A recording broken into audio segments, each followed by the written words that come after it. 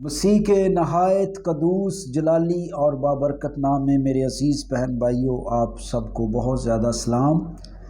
آج ہم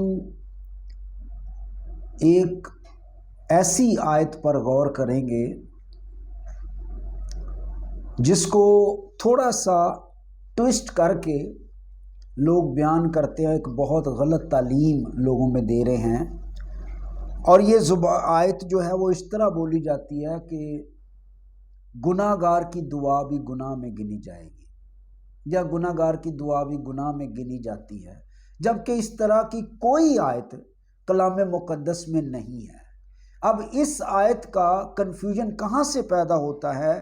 آئیں میرے ساتھ 109واں زبور نکالیں۔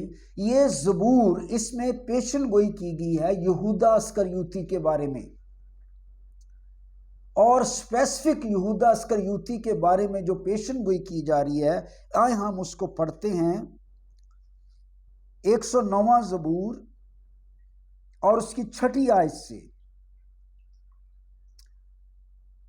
لکھا، تو کسی شریر آدمی کو اس پر مقرر کر دے اور کوئی مخالف اس کے دہنے ہاتھ کھڑا رہے، جب اس کی عدالت ہو تو وہ مجرم ٹھہرے اور اس کی دعا بھی گناہ گنی جائے، اس کی عمر کوتاہ ہو جائے، یعنی آپ جانتے اس نے خودکشی کر لی تھی، اور اس کا منصب کوئی دوسرا لے لے۔ اعمال کی کتاب میں آپ دیکھتے ہیں اس کا منصب جو ہے کسی اور کو دیا گیا، اس کے بچے یتیم ہو جائیں۔ جب ظاہرہ کہ اس نے خودکشی کی، بچے یتیم ہو گئے اور اس کی بیوی بیوہ ہو جائے۔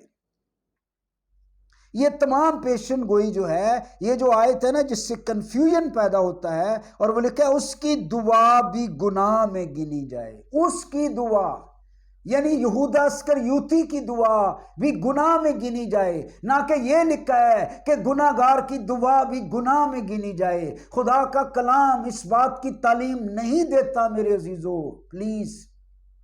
میں نے باقاعدہ کئی خادموں کو اس طرح کلام سناتے ہوئے سنا ہے۔ یہ بائبل مقدس میں کہیں نہیں لکھا۔ اگر گناہ گار کی دعا بھی گناہ میں گنی جائے گی تو پھر گناہ گار کیوں دعا کرے؟ گناہ گار جب خدا کی حضوری میں آ کر دعا کرتا ہے، ہاں وہ فرق بات ہے۔ کلام مقدس میں لکھا ہے جو بار بار تنبیہ پا کر گردن کشی کرتا ہے، خدا اس کی بالدار کھوپڑی کو بھی چیر ڈالے گا۔ جو بار بار گردن کشی کرتا ہے، جو بار بار خدا کے کلام کو توڑتا ہے، جو بار بار خدا کے کلام کی تحقیر کرتا ہے، تو یہ سزا بھی اسے خدا کی عدالت میں ملے گی۔ یہ نہیں کہ وہ کسی بھی، جب تک انسان زندہ ہے۔ دیکھیں ڈاکو جو مسیح کے ساتھ صلیب پر تھا، اس نے ساری عمر چوریاں کی، ساری عمر گناہ کیے، خدا کی ذات سے دور رہا، لیکن آخری چند لمحوں میں، آخری چند لمحات میں اس نے مسیح کی حضوری میں ایک دعا کی اور کہا کہ خداوند مجھ پر رحم کر، اور جب تو اپنی بادشاہی میں آئے تو مجھے یاد کرنا۔ اس گناہ گار نے 3 کام کیے۔ ایک تو اس نے اپنے گناہوں کا اقرار کیا، جب اس نے کہا اپنے دوسرے دوست ڈاکو سے کہ دیکھ ہم تو گناہ گار اور اپنے گناہوں کی سزا پا رہے ہیں، تب وہ رپینٹ کر رہا تھا۔ دوسرا اس نے کہا کہ جب تو اپنی بادشاہی میں آئے، یعنی اس نے یسوع کو اپنا بادشاہ مان لیا۔ اور تیسرا اس نے کہا کہ مجھے یاد کرنا، یعنی مجھے نجات کی اپیل کی۔ تو ڈاکو جس نے آخری لمحات میں یسوع سے دعا کی، کیا اس کی نہیں سنی گئی؟ دراصل میں جب بھی کوئی صدقے دل سے خداوند کی حضوری میں اپنی غلطیوں کو مانتا ہے، اسی طرح خدا کے کلام میں منسی کو دیکھ لیں،